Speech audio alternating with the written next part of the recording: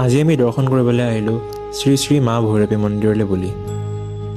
অসমৰ এক বিশেষ শক্তিপীঠ হিচাপে পৰিচিত এই মন্দিৰত মহাবিদ্যা মা দুৰ্গাৰ এক শক্তিশালী ৰূপ ভৈৰৱী দেৱী পূজা কৰা হয়।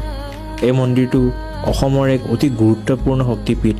এটি পুৰাণ অনুসৰি বনাসুৰৰ কন্যা উষা নিয়মিতভাৱে এই মন্দিৰত ভৈৰৱী দেৱীৰ পূজা কৰিবলৈ আহিছিল। উষা এক শক্তিশালী অসুৰ ৰজা বনাসুৰৰ কন্যা আছিল আৰু এই মন্দিৰটোত ভৈৰৱী দেৱীক পূজাৰ বাবে তেওঁ ইয়াত আহিছিল। মন্দিৰৰ পশ্চাদভূমিত এক অত্যন্ত মনোমোহক দৃশ্য দেখা যায়।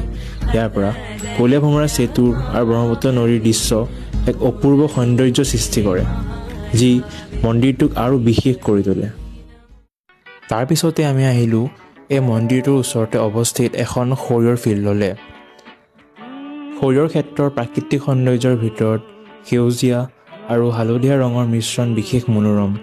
সূৰ্যৰ পোহৰে ক্ষেত্ৰটো সোণালী ৰঙত উজ্জ্বলিত হৈ পৰে, যি প্ৰাকৃতিক দৃশ্যৰ এক মনোমোহা আভা সৃষ্টি কৰে। এনেধৰণে যাত্ৰা কৰি শেষৰ ফালে আমি আহিলোঁ ঔগুৰি হিলছ অৰ্থাৎ দাখলা পাহাৰ। সূৰ্যাস্তৰ সময়ত আকাশত সোণালী আৰু ৰঙীন আভা বিস্তাৰিত হৈ এক শান্তিপূৰ্ণ আৰু মনোৰম পৰিৱেশ সৃষ্টি কৰে, যিয়ে এই দৃশ্যটো আৰু পাহৰিব নোৱাৰা কৰি তোলে।